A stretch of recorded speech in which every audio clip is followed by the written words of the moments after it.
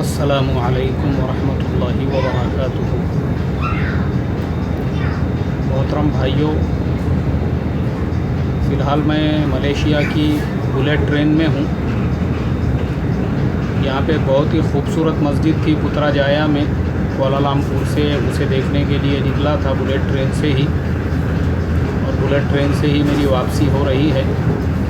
दरअसल मैं ये वीडियो रिकॉर्ड करके इसलिए आप लोगों को दिखाना चाह रहा था कि फ़र्क देखो, हमारा 125 करोड़ लोगों का भारत देश है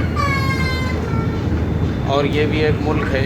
हमारे यहाँ पे देश को आज़ादी मिल के आज 70 साल हो चुके हैं, मगर हमारे भ्रष्ट नेताओं ने हमको सही ढंग से बसें भी नहीं दी है। ट्रेन देना तो बहुत दूर की बात है।